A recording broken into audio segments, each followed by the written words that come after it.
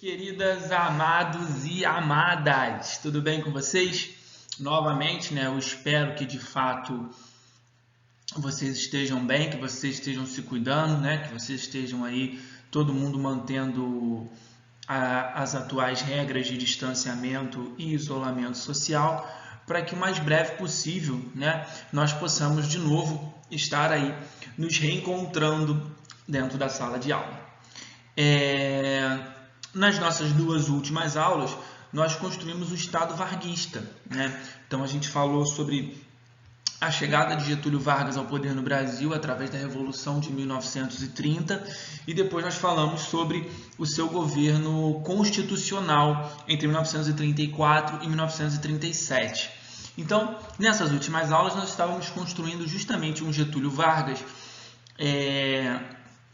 que inaugura no Brasil uma noção de Estado moderno, que inaugurou no Brasil, inclusive, uma noção de Estado político, né? Ao dar, né, finalmente aqui, áreas de um governo de fato estruturado, de uma nação que tem algum tipo de objetivo, né? Esse objetivo nacional ele não era encontrado antes, porque, como eu falo sempre, nos governos oligárquicos, né, em relação a São Paulo e Minas Gerais, o que nós tínhamos eram empresários ligados ao ramo de café governando o Estado dentro do Brasil. Com Getúlio Vargas, que de verdade foi um dos grandes políticos da nossa história, a gente teve um governante centrado que deu ao Brasil um objetivo de crescimento. Então, o objetivo era industrializar, o objetivo era fazer com que o Brasil se desenvolvesse e promover uma maior ascensão da classe trabalhadora, tanto que Getúlio Vargas sempre ligou cidadania à classe trabalhadora. Então, cidadão é quem trabalha. E aí hoje a gente vai ver o seu terceiro momento de governo, que a gente chama de Estado Novo, né? O Estado Novo que durou entre 1937 e 1945, os últimos 8 anos de Getúlio Vargas governando o Brasil, né? A foto bem característica de Getúlio Vargas segurando a pistola na mão para justamente ilustrar esse governo que foi bem ditatorial, né? Foi um período mais autoritário da história do Vargas enquanto governante do Brasil. Bom, antes de mais nada, né, a nossa data histórica do dia de hoje, hoje estou gravando essa aula 19 de maio de 1905 foi o dia em que Albert Einstein publicou pela primeira vez a teoria da relatividade. Isso é muito importante, porque isso muda completamente as noções de física newtoniana que a gente tinha e transforma aí alguns processos físicos que antes a gente não tinha muita noção. Então, hoje, 19 de maio, mas lá em 1905, foi dado um importante passo, né, na história da ciência, não só, quer dizer, um importante passo na história da ciência no mundo. E aí hoje, a gente começa falando o senhor Getúlio Dornelles Vargas, né? Porque como a gente parou na nossa última aula, o que aconteceu? Getúlio Vargas, ele governava de forma constitucional entre 1934 e esse mandato acabaria em 1938. Mas em 1936 já havia, né, uma certa movimentação para que o Brasil se tornasse de novo, né? Já havia uma movimentação para as eleições, né? Então, os candidatos que desejavam se tornar presidentes da República já começaram a se movimentar ainda em 1936 para que, de fato, tomassem, né, esse poder e aí, de fato, o Brasil se tornasse novamente uma república que tivesse suas regras democráticas sendo respeitadas. Mas, né, como a gente estava falando, isso não era um projeto do Vargas, né? Não estava na mente do presidente Vargas que isso de fato se concretizasse e que o Brasil se tornasse aí uma república, quer dizer, uma república democrática, né? A república já era desde 1891. Mas como não havia esse plano por parte do Getúlio Vargas em si, ele, juntamente com o general Olímpio Mourão Filho e o general Góes Monteiro, articularam o Plano Cohen, que foi aquele plano inventado, aquele plano que, né, de fato nunca existiu, de que havia no Brasil uma ameaça liderada pelos setores comunistas para tomar o poder dentro do território nacional. E aí, em vista da ameaça pela qual a população passaria por isso, a solução para se evitar um golpe comunista seria dar a Getúlio Vargas plenos poderes enquanto governante do Estado do Brasil. Então, a Constituição de 1934 foi cancelada e Getúlio Vargas se tornou ditador. No mesmo dia em que a Constituição foi cancelada, que Getúlio Vargas declarou a inauguração do Estado Novo, ele já trocou a Constituição. Se antes era aquela Constituição republicana, democrática de 1934, que garantia voto feminino, voto secreto e algumas bases, né, já dos direitos trabalhistas, Getúlio Vargas muda isso e faz em 1937 uma nova Constituição, que ficou conhecida como Constituição Polaca. Por que polaca? Né? Ela pegava um norte. O norte dessa Constituição era a Constituição polonesa. E a Polônia, desde 1935, já sob forte influência nazista. Então, a Constituição ela fica conhecida como polaca, Constituição polonesa, porque ela pega os conceitos dessa Constituição lá dos poloneses.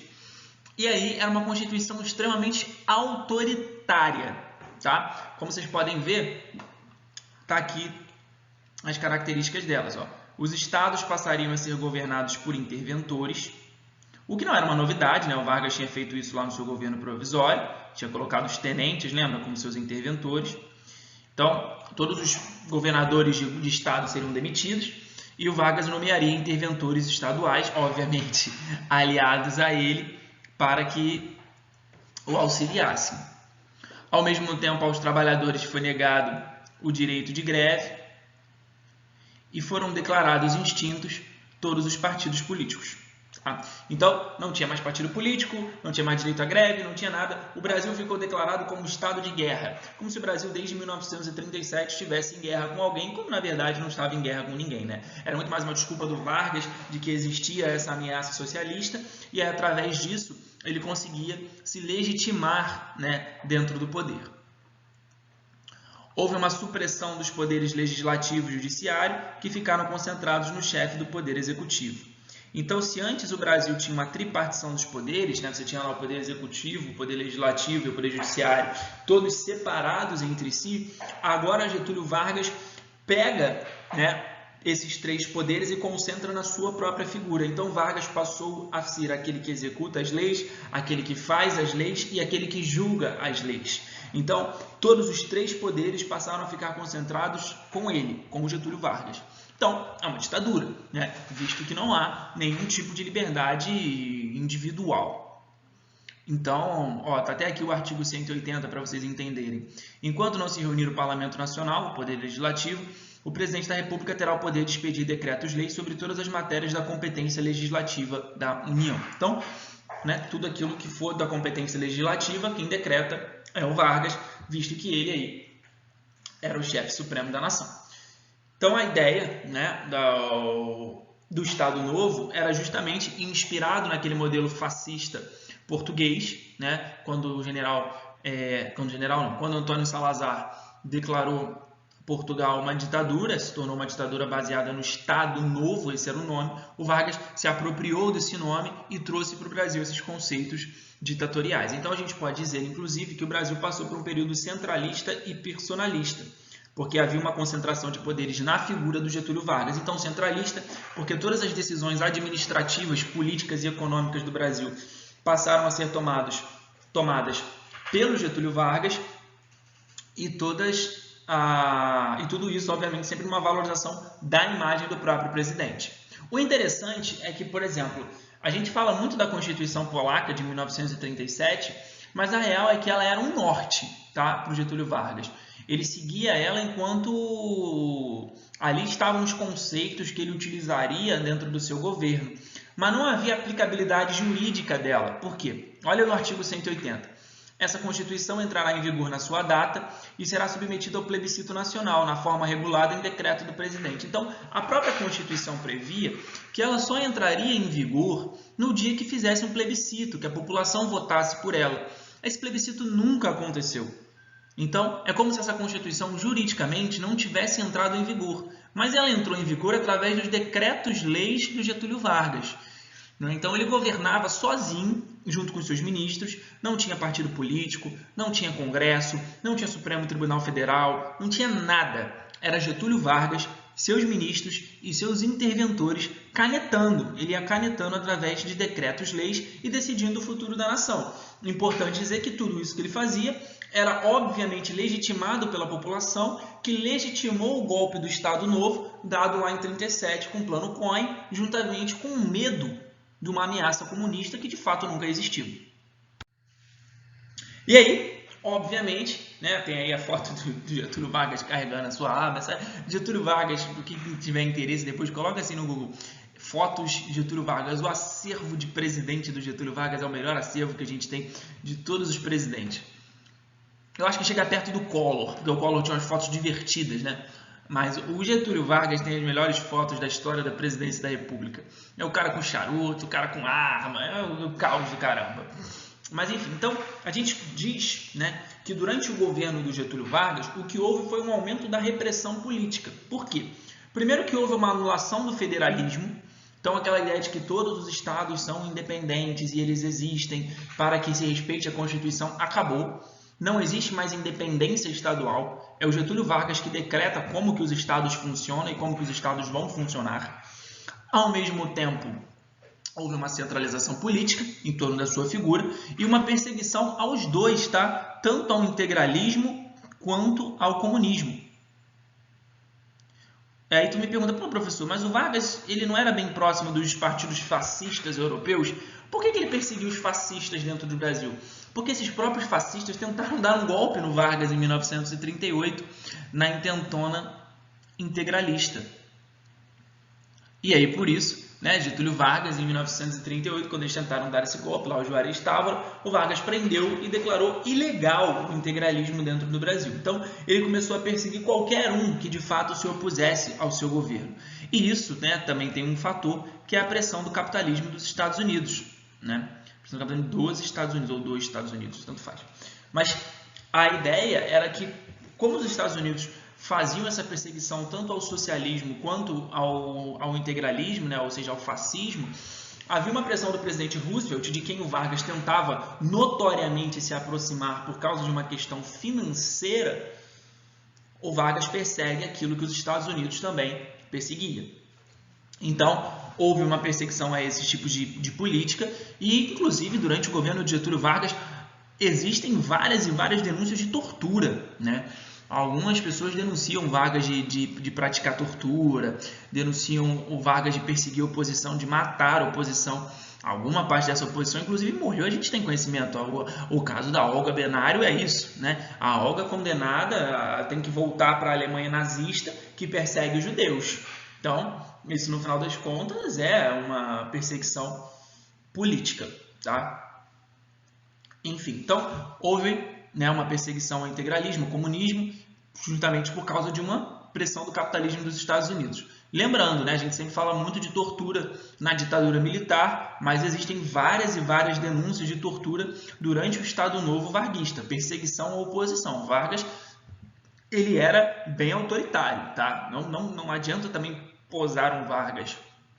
É um político muito importante, trouxe para o Brasil um desenvolvimento econômico importantíssimo, uma organização de Estado muito importante, mas não adianta também a gente posar aqui o Vargas de paz e amor, porque nunca foi.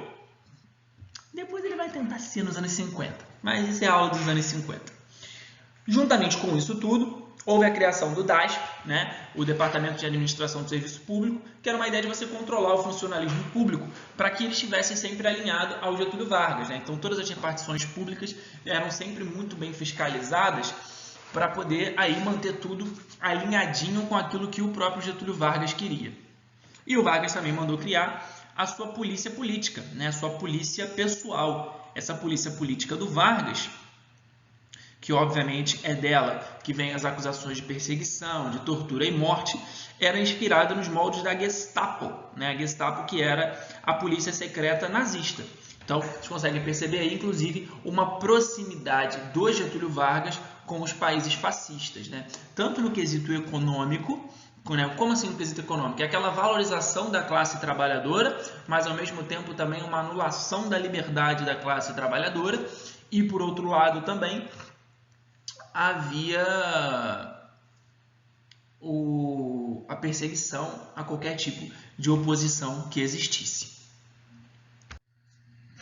Só que aquilo, né? Se o cara pratica toda essa perseguição, todo esse controle político e essa centralização, ele tem que de alguma forma fazer com que a imagem pública dele não fosse tão prejudicada. E aí por isso, né, o Getúlio Vargas mandou criar lá o Departamento de Imprensa e Propaganda, o DIP.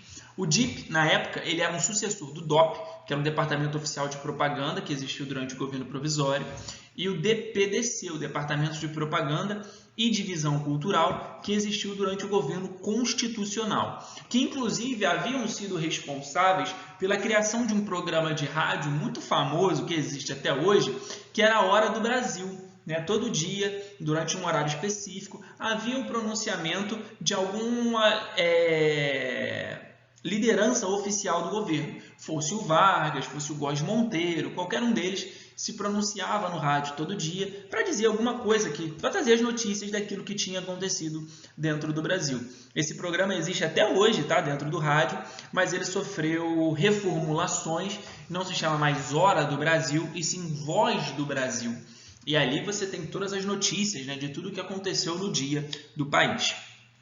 Enfim, então, Getúlio Vargas, naquele momento, faz isso para criar um projeto de difusão, né, a difusão do projeto nacional. Aquele projeto nacional da classe trabalhadora, aquele projeto nacional industrializador, o Vargas criou isso aí através do DIP, né? Inclusive trazendo aí uma valorização da cultura nacional. O Vargas, que é muito notório por algumas valorizações, né? A primeira delas que eu botei aí é a formação do desfile das escolas de samba. Em 1933, o Vargas organizou pela primeira vez um desfile oficial das escolas de samba. Quem fazia antes, né, os desfiles aqui no Rio de Janeiro, era rádio, jornal, essas coisas assim. Mas o Vargas oficializou isso e fez com que esse desfile passasse a ser feito oficialmente, patrocinado pelo Estado, numa ideia de valorização do samba, da cultura nacional, né? A primeira escola campeã desse carnaval oficial foi a Estação Primeira de Mangueira, campeã em 1933. Então, o Vargas começa a criar esse projeto para valorizar a imagem dele. Então, ele é o cara que valorizou o samba, ele é o cara que valorizou a capoeira, ele é o cara que valorizou um monte de coisas. Ao mesmo tempo, né, você havia essa imagem sempre dele como o pai dos pobres. Tem até a imagem aí para vocês, o Getúlio Vargas, o pai dos pobres, o apóstolo nacional. Então, Getúlio Vargas era chamado assim, o pai dos pobres, o apóstolo da nação, o grande líder, né? Inclusive isso é uma característica bem próxima, né, daqueles governos fascistas europeus, né? O Getúlio Vargas é o pai dos pobres, é o apóstolo nacional. Hoje Hitler era o Führer, Mussolini era o Duce. Então havia uma clara inspiração. O Vargas inclusive falava desses líderes com muito apreço. Ele falava com muito carinho. Se você pegar os vídeos e fotos, vocês conseguem perceber isso, os áudios do Getúlio Vargas se referindo a esses grandes líderes. Então, o Departamento de Imprensa e Propaganda, ele tinha o objetivo sempre de enaltecer a figura de Getúlio Vargas. Essas imagens aí clássicas dele, né? Com as criancinhas todas balançando a bandeira do Brasil. Era isso, era a criança balançando a bandeira do Brasil, no Hora do Brasil, Getúlio Vargas trazendo tudo de bom que tinha acontecido na nossa nação durante aquele dia, né? Tudo aquela ideia de o Brasil está prosperando, de o Brasil está crescendo, eu valorizo o samba, eu valorizo isso, eu valorizo a cultura nacional, mas ao mesmo tempo também havia uma censura, né? Então qualquer tipo de propaganda antivarguista era censurada, ou inclusive qualquer propaganda que estimulasse qualquer outra coisa que não fosse o trabalho. O trabalho era muito valorizado na figura varguista. Porque se você a clássica música, né, do Bonde de São Januário, que foi alterada, né, o Bonde de São Januário que levava mais um para a farra, mas ele acaba mudando para, né, o Bonde de São Januário que leva mais um trabalhador. Se muda a letra da música para colocar justamente ali aquela ideia de trabalho, de prosperidade, de crescimento enquanto classe trabalhadora. Por isso é o pai dos pobres. É o cara que lidera os trabalhadores do Brasil. Mas ele, inclusive, fazia isso através da censura e da perseguição a qualquer tipo de propaganda que fosse contrária ou negativa ao seu governo. E aí, dentro desse projeto, como está aí, ó, língua portuguesa e história do Brasil se tornaram disciplinas obrigatórias. Mas olha que interessante aqui o texto sobre história do Brasil. Na terceira e na quarta série do curso ginasial, o estudo da história do Brasil visa principalmente a formação da consciência patriótica, através dos episódios mais importantes e exemplos mais significativos dos principais cultos do passado nacional.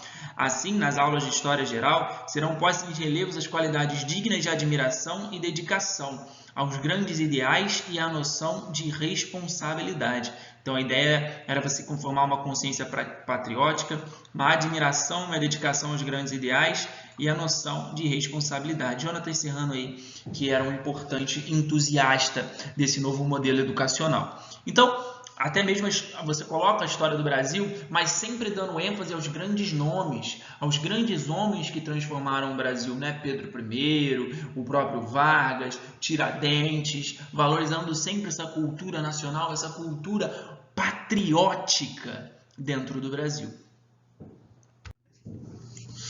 Mas é aquilo, no campo político, que vai haver a centralização, uma ditadura, inclusive uma perseguição à oposição. Mas no sentido econômico, né, o que a gente teve foi as transformações positivas, né? Primeiramente, o projeto de industrialização varguista, né? Vargas ele promoveu um incentivo a indústrias de base, tá? Essas indústrias de base que foram feitas principalmente através do capital estrangeiro, eu vou explicar melhor daqui a pouco isso.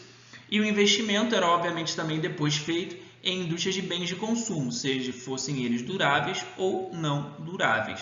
Mas inicialmente essas indústrias tinham como objetivo o investimento em indústrias de base, siderúrgicas, mineradoras, essas indústrias que fizessem com que o Brasil não fosse mais dependente da base estrangeira.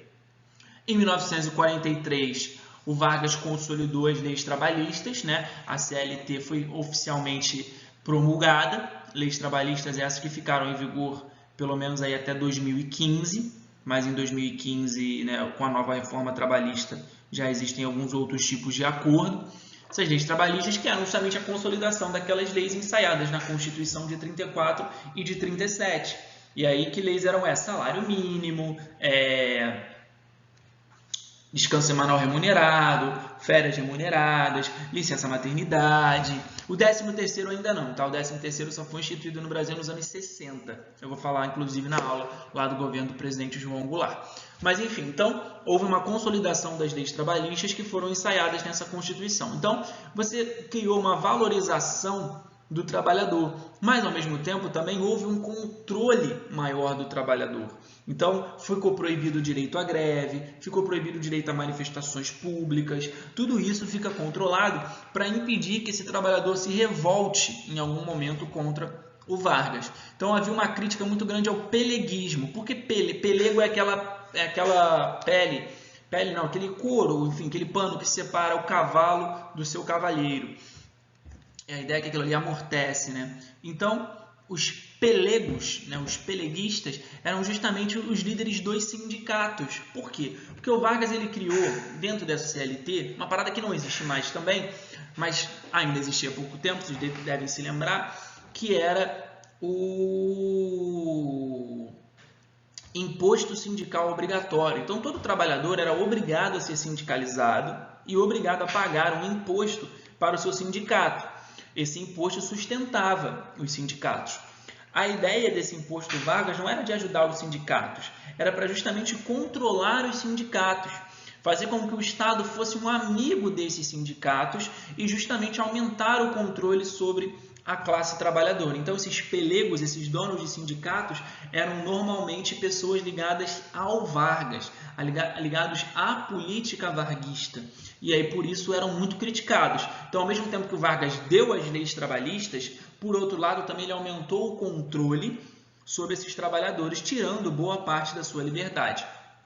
E, obviamente, também, por último, houve um incentivo à integração nacional, né? O Marechal Cândido Rondon, na época, é o cara que está na foto, né, com a frase morrer se necessário for, matar nunca. O Marechal Cândido Rondon, ele retornou ao SPI, né, o Serviço de Proteção ao Índio. Então, o Getúlio Vargas deu de novo ao Marechal Rondon, que já tinha tido essa atribuição, né, na República Oligárquica, que inclusive era uma pessoa muito notória pela sua ligação aos nativos, a promover essa integração nacional do Brasil com os seus povos originários.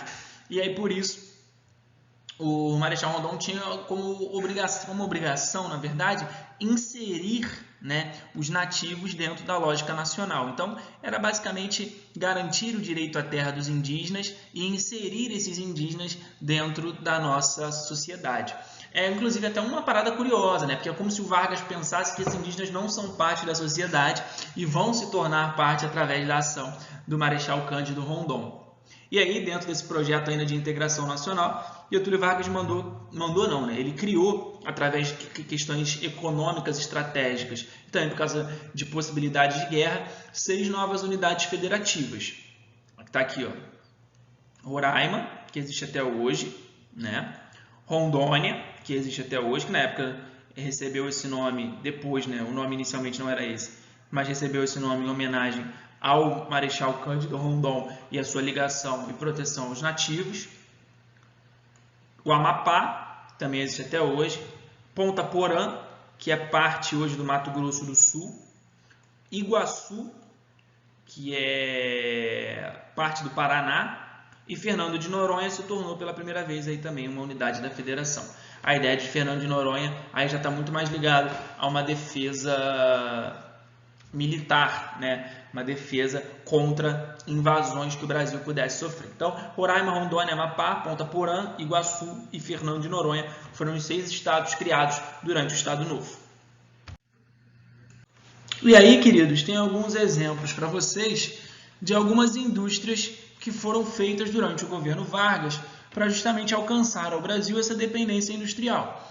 A Companhia Vale do Rio Doce, criada em 1942, né? É uma das maiores mineradoras do mundo, hoje é totalmente privatizada, né? O Estado do Brasil não controla mais e ela não se chama mais Vale do Rio Doce, né? Ela se chama só Vale. A Chesf, ali em 1945, Companhia Hidrelétrica do São Francisco, que também não está mais em capital estatal, hoje é uma empresa de capital aberto, mas essas duas aí foram empresas estatais criadas durante o governo Vargas, e a CSN, né, que hoje tem um capital misto, mas foi criada ainda, né, boa parte dela administração do Estado, foi criada em 1941, né, Companhia Siderúrgica Nacional, que, né, como todas as nossas unidades escolares são no Rio de Janeiro, né, é bom citar. A CSN funciona na cidade de Volta Redonda, né? Aqui no estado do Rio, a conhecida aí popularmente como a Cidade do Aço, né? Porque ali foi feita uma siderúrgica, né? Na verdade, uma das maiores siderúrgicas, hoje é a maior siderúrgica do Brasil, né? Mas na época, uma das maiores siderúrgicas do mundo. E a foto que você está vendo aí do Vargas com a mão suja de petróleo, ela é da fundação da Petrobras, tá? A Petrobras o Vargas só fundou em 1953, no seu segundo governo. Para não dar spoiler agora, vou só citar. Ainda durante o governo Vargas, ali nos anos 30, o Vargas criou o Conselho Nacional do Petróleo, tá? Conselho Nacional do Petróleo, que depois deu origem a Petrobras. Então, alguns exemplos de empresas estatais que Getúlio Vargas criou em indústrias de base para justamente aí ajudar o desenvolvimento nacional. Aí que vem a grande pergunta, né? Porque assim, já adiantando de cara, o Brasil participou da Segunda Guerra Mundial, tá? O Brasil enviou tropas para a Itália, combateu na Itália. Mas a pergunta é, por quê? Por que o Brasil, ao entrar na guerra, entrou do lado dos Estados Unidos? Porque se você olhar e analisar com calma, o Vargas está muito mais próximo politicamente da Alemanha, está muito mais próximo politicamente da Itália. Então ele está muito próximo do Hitler, do Mussolini, do eixo. Ele não está do lado dos aliados, dos Estados Unidos, Inglaterra, França. Por que entrar então do lado dos Estados Unidos e não do eixo? É simples. A política da boa vizinhança. Desde 1936, o presidente dos Estados Unidos, o Roosevelt, numa ideia de reforçar o imperialismo norte-americano, ele começou a desenvolver a sua política da boa vizinhança. E aí, né, nessa ideia da política da boa vizinhança, ele fazia uma aproximação com os países latino-americanos, principalmente o Brasil. Lembra na aula de governo constitucional que eu falei? O presidente Roosevelt foi o primeiro chefe de Estado a visitar Buenos Aires, né? Ele visitou os argentinos em 1936. E aí deu uma passada aqui no Brasil, depois ele volta aqui em 1941, né, para justamente já ensaiar uma aproximação do Brasil na guerra. E obviamente que também houve, né, uma contenda, né, uma briga do Brasil com a Alemanha. Alguns navios brasileiros, tanto na costa aqui, né, do Brasil, quanto nas costas europeias, foram bombardeados em 1942, 19 navios brasileiros, e aí Getúlio Vargas rompeu relações diplomáticas com o eixo, né? Em 1942, o Brasil se afastou da Alemanha, obviamente por causa do bombardeio desses navios. Resultado, o Roosevelt se aproximou do Brasil de novo para justamente convencer o Brasil a participar da guerra. Só que qual era a grande mudança disso tudo? Por que o Vargas aceitou tanto lutar a Segunda Guerra? Pelo financiamento que os Estados Unidos deu para a construção das nossas indústrias de base. Então é aquilo, uma mão lava a outra. Os Estados Unidos financiou a CSN em 1941, financiou a Vale do Rio Doce, depois, cara, uma hora tu vai ter que retribuir isso. Como é que o Brasil foi obrigado a retribuir isso? Na participação da guerra. Então, Getúlio Vargas participou, o Brasil entra na guerra do lado dos aliados para justamente fazer valer o investimento que os norte-americanos tinham feito no Brasil nas nossas indústrias de base. E aí tem duas figuras muito características, né, da participação brasileira na guerra. O Zé Carioca. O Zé Carioca é um personagem da Walt Disney que ele representa essa política da boa vizinhança. Ele foi criado em 1942 por uma animação da Disney chamada Alô Amigos, que era uma animação em que vários personagens da Disney visitavam a América do Sul. Né? Eles iam conhecendo vários países. E aí quem ficou responsável por vir para o Brasil foi o Pato Donald. Ele veio, aprendeu a sambar, conheceu um monte de gente e conheceu o Zé Carioca, que virou um personagem da Disney, um personagem brasileiro, né? Justamente para fazer aí essa aproximação do Brasil com os Estados Unidos através das imagens. E as tropas brasileiras só foram enviadas em 1943, né? Foram enviadas aí as tropas da FEB, a Força Expedicionária Brasileira. E havia-se sempre, os jornais do Brasil diziam, até mesmo em tom de deboche, que o Brasil não entraria na guerra nem mesmo se uma cobra fumasse, né? Naquela ideia de que a cobra não tem como fumar porque ela não tem mão. E aí, na época, Getúlio Vargas foi, quando ele criou a Força Expedicionária Brasileira, a FEB, o símbolo escolhido para representar justamente uma cobra fumando. Então, a ideia era você fazer até mesmo esse deboche. Eles diziam que o Brasil não ia entrar na guerra nem mesmo se uma cobra fumasse. O Brasil entrou e a nossa divisão vai ser uma cobra fumando. E aí a FEB foi para a guerra. A FEB, que inclusive teve uma participação decisiva na Itália, tá? Os pracinhas da FEB, né? Foi criado a Força Expedicionária Brasileira e a Força Aérea também foi, né, parte da nossa FAB, que ficou conhecida pelas suas grandes batalhas aéreas, né? Até se criou aquela expressão o senta-pua, né? Que era de você jogar os explosivos ao mesmo tempo que havia aí a questão da Força Expedicionária Brasileira em relação à cobra, né? Tem até uns documentários muito interessantes sobre a participação do Brasil na guerra. O mais interessante é a cobra fumou na Itália, né? Então, inclusive virou uma expressão, né? Sempre a galera fala que alguma coisa séria vai acontecer, tipo assim, ih, a cobra vai fumar, naquela ideia de que, né, a FEB tá ali.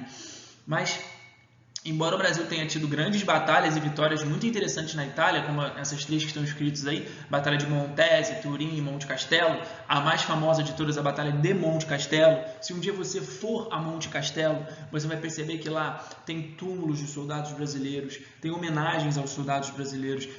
As partes da Itália que vivenciaram o conflito do lado do Brasil tratam com heroísmo os nossos soldados. Eu não estou brincando, estou falando sério. Os soldados brasileiros na Itália são muito respeitados. E são respeitados porque o Brasil teve uma participação decisiva, uma participação heróica. Né, quando teve no final, chegando no final da guerra, os italianos fizeram a linha a linha gótica para impedir com que isso chegasse ao sul, e o Brasil foi um dos responsáveis pelo rompimento dessa linha gótica, quer dizer, impedir de chegar ao norte, e o Brasil foi um dos responsáveis pelo rompimento dessa linha gótica, né, sair do sul e chegar até o norte da Itália. Então, o Brasil teve uma participação muito importante na guerra, uma participação significativa demais, uma participação de vitórias dentro da Itália que muitas vezes são esquecidos. Aí tem para vocês algumas imagens que é para deixar bem claro que o Brasil é Brasil em qualquer lugar do mundo, né? A gente chega na guerra e o vagabundo quer gastar onda como se estivesse na Lapa sexta-feira à noite. Então vocês têm aqui essa foto, para mim aqui que eu estou circulando agora, é a foto mais icônica da Segunda Guerra Mundial. Você tem um soldado brasileiro carregando um torpedo e no torpedo está escrito: a cobra está fumando. E olha o sorriso do cidadão. Cara, o maluco tá dando um sorrisão, carregando um torpedo no meio de uma batalha e tá escrito: a cobra está fumando. Aqui você tem outra foto dos soldados brasileiros fazendo a festa, né? A famosa roda de samba. Por outro lado, aqui você também tem essa foto dos soldados, e essa aqui também é sensacional. Os soldados brasileiros fizeram a placa: segundo aniversário do Hitler, aqui já estamos. Segundo aniversário do Hitler aqui, já estamos. Então, na verdade, a gente já está pela segunda vez no aniversário do Hitler aqui.